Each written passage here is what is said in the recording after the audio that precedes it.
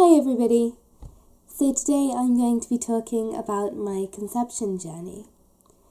As you know, I'm part of a two-mum family. Kirsty and I have been together for, forever now. And we always knew that we wanted children. The question was really when. I was desperately broody even as a teenager and would quite happily have managed to get myself knocked up there and then, whereas Kirsty had some reservations, i.e.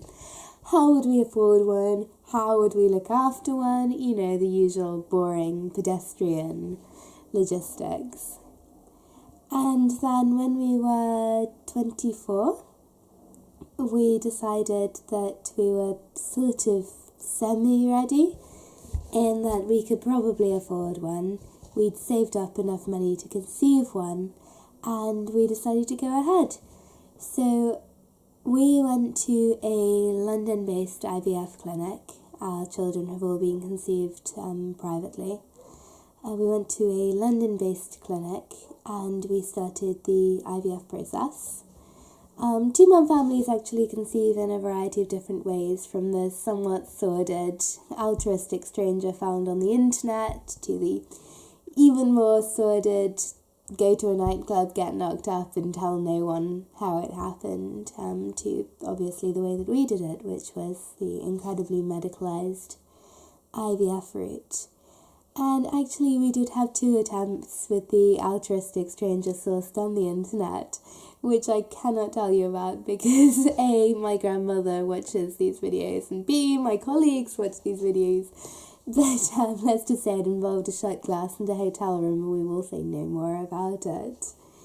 So we went to this London-based IVF clinic, and we selected sperm from the European sperm bank. We could have chosen sperm from a London-based sperm bank, but as you know, the UK has a shortage of sperm, so we went to Europe for a wider variety.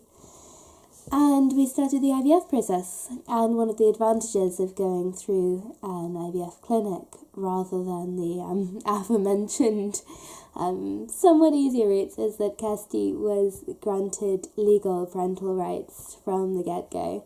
Legally, from the moment of conception, she had as much right to those embryos as I did, which was super important to us. So we had some counselling at the clinic before committing to anything. We ordered our sperm from the European Sperm Bank, which was a process, let me tell you.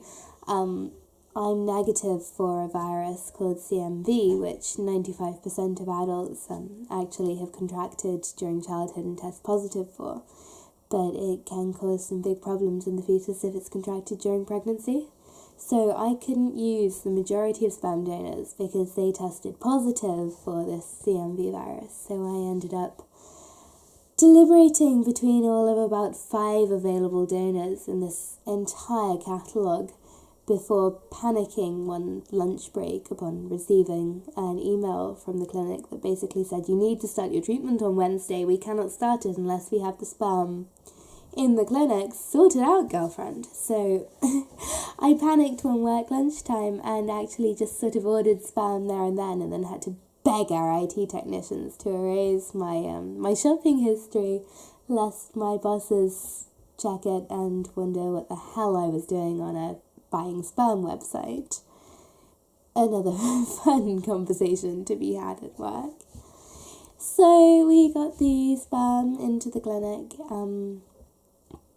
The HFEA, the Human Fertility and Embryology Association, I think it's called, it governs all of the fertility legislations in the UK.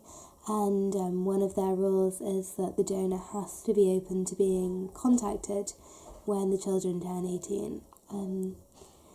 They are fully anonymous up to that point, but when the children turn 18, they can request the donor's passport number and last known address, and they can actually track him down, which I really like the idea of. I think it's good for children to have that option. And then we went down the IVF route, which is incredibly medicalised, incredibly complicated, but actually I didn't mind it terribly. it was quite nice to hand my fertility over to the experts and be like, okay, you do this. And then, as you know, they did. So we've had 2 rounds of IVF, and both times it's resulted in a confirmed pregnancy, and of course both times it's resulted in twins. One of the HFEA guidelines is that only 1 embryo should be placed back in the uterus of women under 35 to reduce the risk of twins. But Kirsty and I always knew we kind of wanted twins, and by the second time we knew we definitely wanted twins. So we actually had to throw a bit of a strop about that and sign a disclaimer both times at the clinics that said that, okay, we knew the risks and we wouldn't sue them if a twin pregnancy was confirmed. So we did, and one of the most powerful moments in my life has been with the second set of twins, laying back in that little room with my feet in the stirrups and staring at this photo of my 2 hatching blastocysts that were being put back in my uterus right that moment, and thinking, my God, if this works out, this is the first photo I have of my children. And then, as you know, it worked out. So the first time with Balthazar and Lysander, we grew the embryos to 3-day embryos and we put 2 back.